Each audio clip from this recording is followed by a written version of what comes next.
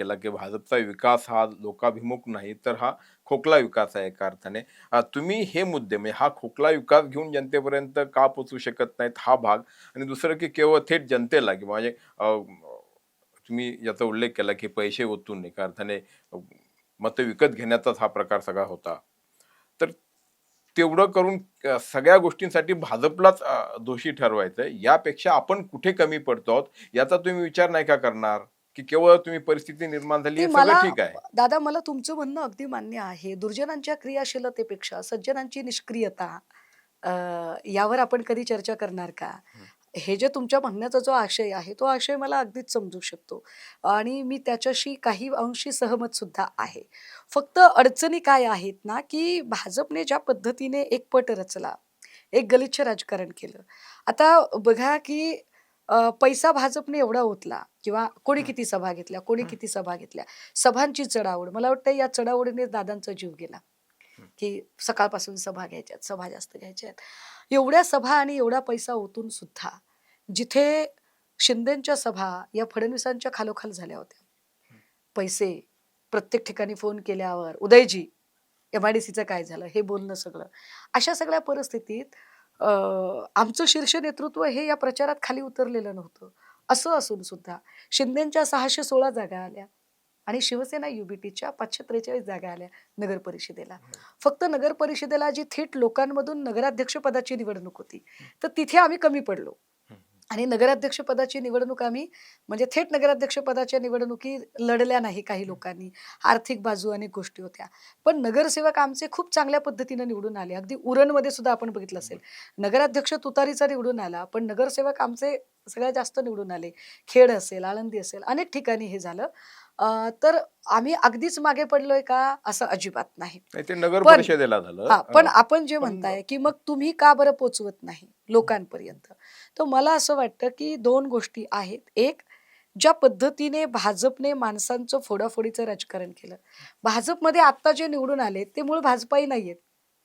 म्हणजे काय म्हणता येईल त्याला, की शराब वही बोतल नई कार्यक्रम आहे, बरं. हं. की फक्त पॅकेट बदललेलं आहे. माणसं आमची आहेत. निवडून आलेला माणूस जो भाजपकडून निवडून आलेला आहे, तो काँग्रेसचा आहे, तो राष्ट्रवादीचा आहे, तो शिवसेनेचा आहे, तो भाजपचा नाहीये अजिबात. भाजपने मूळ निष्ठावंतांना न्यायच दिला नाही.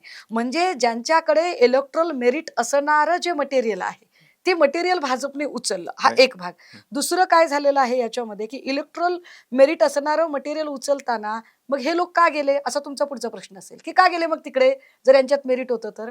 हां, म्हणजे तुमच्याकडे भाजपने तुम्हाला एक का स्थिती जोडून ठेवता येत हां, नाही त्यांना? भाजपने एक स्थिती अशी निर्माण केली, एक चित्र एक एक सायकॉलॉजिकल एक असं म्हणजे काय म्हणता येईल त्याला, मानसशास्त्रीय एक अशी अवस्था तयार केली, की भाजपकडे गेलो तरच निवडून येऊ शकतो. का? कारण भाजप निवडणूक आयोगाला मॅनेज करू शकते. भाजप सगळ्या प्रकारच्या यंत्रणा मॅनेज करू शकते. भाजप दुबार मतदार मॅनेज करू शकते. हो, पण बरोबर आहे ताई. पण भाजपचं शीर्षस्थ नेतृत्व खाली उतरून प्रचाराला पण जाऊ शकते, सभा पण घेऊ शकते. त्यांनी जर 50 सभा घेतल्या असतील, कुणी जर 60 सभा घेतल्या असतील, कुणी 40 घेतल्या असतील, तुमच्या शीर्षस्थ नेतृत्वाने किती सभा घेतल्यात? किती ठिकाणी ते खाली गेलेत? मी केवळ क्रॉस चांगला करायचं प्रश्न आहे. म्हणून नाही, नाही, नाहीये नाही. हा म्हणत आहे, चांगला की केवळ प्रश्न आहे. हां, पण की याचं उत्तर मला दिलं पाहिजे आणि मी ते आपल्याला सांगितलं पाहिजे, की कोणत्या पक्षाने कशा पद्धतीने प्रचार करावा, ही प्रत्येक पक्षाची एक स्ट्रॅटेजी ठरवलेली हं, असते. जेव्हा आता समजा आपण एक मुंबईचं पायलट प्रोजेक्ट म्हणून उदाहरण घेऊ, फक्त हं. उदाहरण म्हणून. हो. तर मुंबईमध्ये जिथे की भाजपा मोठमोठ्या सभा घेत होतं, तिथे शिवसेनेने फक्त एकच सभा घेतली. हं. एक मुंबईत घेतली, एक ठाण्यात घेतली, एक नाशिकमध्ये घेतली. सभाच घेतल्या नाही. पण आमच्या प्रचाराची पद्धत आम्ही काय ठेवली होती, की आम्ही मोठ्या सभा घेणार नाही. आम्ही शाखा भेटी करणार आणि आम्ही आमच्या शाखा भेटी केल्या. हा एक भाग. दुसरं असं, की फडणवीसांना किंवा शिंदेंना का खाली उतरावं लागतं? तर फडणवीसांकडे जुने विरुद्ध नवे असा संघर्ष निर्माण झालाय. फडणवीसांनी इतका काही नव्या लोकांची आयात केली, की जुन्यांचा संकोच झाला. उदाहरणार्थ सुधीर मुनगंटीवार साहेबांना जर बोलावं लागत असेल, की शनी शिंगणापूर नंतर दरवाजा नसलेलं ठिकाण कोणतं? ती भाजप आहे किंवा देवयानी फरांदेचं आणि माझं तसं हं, फार काही सख्य नाही. पण ती बाई त्या पक्षाशी लॉयल आहे. पण देवयानी फरांदेच्या डोळ्यात पाणी येत असेल आणि ती जर म्हणत असेल, की गिरीश महाजनांनी असं करायला नको, तर हे वाईट आहे. तर हे जे सगळे जुने लोक आहेत, जे निष्ठावंत आहेत, इथे चंद्रकांत पाटील आहेत, इथे मेधा कुलकर्णी आहेत, असे खूप सारे लोक आहेत, की जुने लोक प्रचंड नाराज झाले आणि ते न्यूट्रल झाले. ते निष्क्रिय नव्हते, पण ते न्यूट्रल झाले आणि नवीन लोकांना कळत नव्हतं पिठामिठाचे डबे कुठे आहेत. अशा वेळेला फडणवीसांना खाली उतरणं भागच होतं. हा एक. दुसरं असं की शिंदेंच्यासाठी हा प्रतिष्ठेचा प्रश्न होता की उतरलंच पाहिजे. अगदी त्याच वेळेला ठाकरेंच्या रणनीतीमध्ये काय होतं बरं, तर ठाकरेंनी एक फ्री हँड दिला होता त्या जिल्ह्यांना.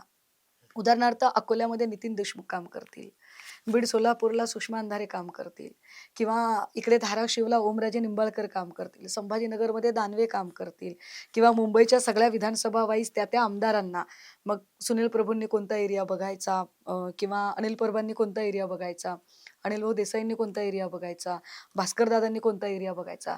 तर हे प्रत्येकाला कामाचं वाटप दिलं होतं. त्यामुळे आपण जे म्हणताय ना की ठाकरे कुठे होते, तर मला वाटतंय की या सगळ्यांच्या ठाई ठाकरेच होते. ठाकरेंचंच नियोजन होतं की जे सगळीकडे दिसत होतं.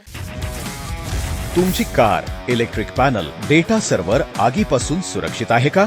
नाही? मग आजच बसवा F protect temperature activated fire suppression device. यामध्ये आहे eco friendly non toxic pressurised liquid, जे आग लागल्यास क्षणार्धात ऍक्टिव्हेट होऊन आगीवरती मिळवते नियंत्रण. बसवण्यास अतिशय सोपे आणि सुटसुटीत. टेकालिपचे एक दर्जेदार उत्पादन एफ प्रोटेक्ट.